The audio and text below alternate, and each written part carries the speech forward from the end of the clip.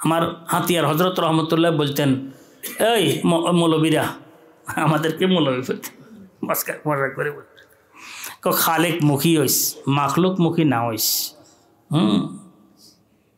কুত্তা দেখবি দোকানে পাটে বসা, মানুষে খাইতেছে, হে তাকায় রয়েছে, কেউ এক লোকমা দিলে খাইলেও, না হইলে নাই। কোনোখান দিয়ে বাসা জিনিস পালে রাখছে, হে কিন্তু তালাশ করে খাইতেছে। কুত্তা মাখলুক মুখী, মানুষের পিছে পিছে ঘুরে, কি পিছে পিছে, এক লোকমা দিলে আর তার পিছাচা কি ছাড়ে না। কুত্তা হচ্ছে মাখলুক মুখী। দেখবি কুত্তার কান কাটা, কুত্তার লেজ কাটা, কুত্তা নিডাল, দুর্বল, লাইডা, কুত্তার পা ভাঙ্গা, চামড়া পোড়া। কেন? কুত্তা কি মাখলুক মুখী। আর শিয়াল দেখবি মাখলুকের কাছেও যায় না। কোন শিয়াল আজ পর্যন্ত কেউ দুর্বল, নিডাল, তারপরে আপনার শুকনা, আমার মনে হয় কোনো শিয়াল, আমি তো সবচেয়ে শিয়াল বেশি দেখি, কারণ রাত্রে আসা যাওয়া করি তো জায়গায় জায়গায়, আর শিয়ালও বাড়ি গেছে। কথা বুঝছেন? এদিকে তো এদিকে যার, এদিকে তো এদিকে যার, এদিকে তো এদিকে যার। কোনো একটি শিয়াল দেখলে আমি আমার হজরতের কথা মনে ওঠে, হাতিয়ার হজরতের কথা, যে শিয়াল এই মোটা মোটা কি খেয়ে হয়েছে, শুধু একটি খাবারে আছে, এটা হচ্ছে মাখলুক বিমুখ। হয়েছে কি মাখলুক বিমুখী শিয়াল। সবগুলা তরতাজা, সবগুলা একবারে মানে কি ফ্রেশ, সবগুলা মোটা তাজা, কোনো রকমের পেরেশানি নাই। কেন? এ মাখলুক বিমুখ, আল্লাহমুখী, আল্লাহ দিলে খার, না হলে নাই। আর গান গায় রাত্রে। কথা বুঝছেন তো? আর কুত্তা মাখলুক মুখী, সকাল হইতে দুয়ারে দুয়ারে ঘুরে। এই কারণে কুত্তার অবস্থার কি 13টা বাজি যায়, কিছুই থাকে না কুকুরের। হাতিয়ার হজরত রহমতুল্লাহ বলছেন, আমরা মাদ্রাসার খেদমত করব একমাত্র মাদ্রাসার উন্নয়নকে, তালিম ও তরবিয়তের উন্নয়নকে কেন্দ্র করে খেদমত করব। মাদ্রাসার হিসাব নিকাশের উন্নয়নকে কেন্দ্র করে খেদমত করব। মাদ্রাসার আয় রোজগারের উন্নয়নকে কেন্দ্র করে আমরা কি করব? খেদমত করব। অন্য কোনো নিজের কোনো লোভ লালসায় আমরা কি খেদমত করব না। তাহলে দেখবেন আল্লাহর রহমতে তার থেকে খেদমত আলোকিত হয়ে যাবে আল্লাহর রহমতে।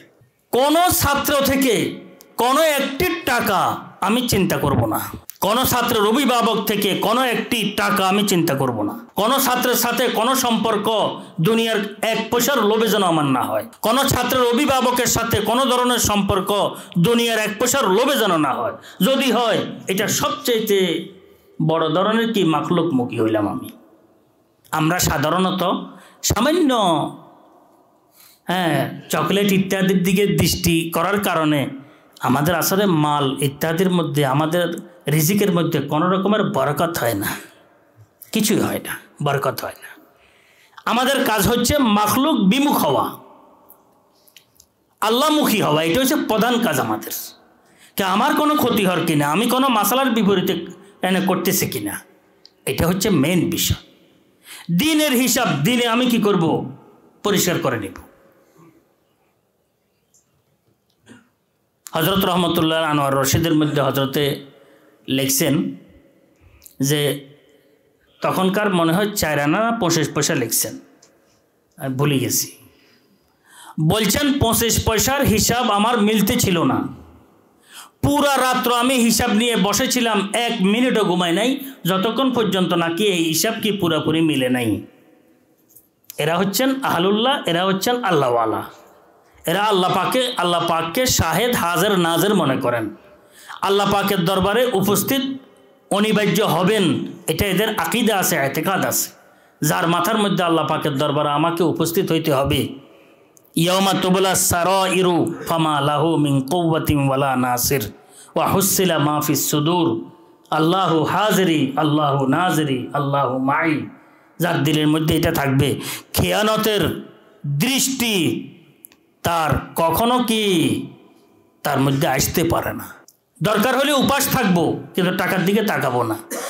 টাকার দিকে দৃষ্টি এসে যাবে, তখন আমি সেখান থেকে ইস্তিফা দিয়ে চলে যাব, বাবা দরকার নাই।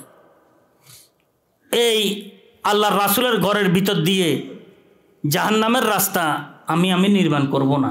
আল্লাহ আমাকে হেফাজত করেন। বাস, যে ব্যক্তি হিম্মতের সাথে এইভাবে বিষয়গুলোকে গ্রহণ করে, বেশি দেরি হয় না, তাকে আল্লাহ পাক গণী এবং ধনী বানাইতেন।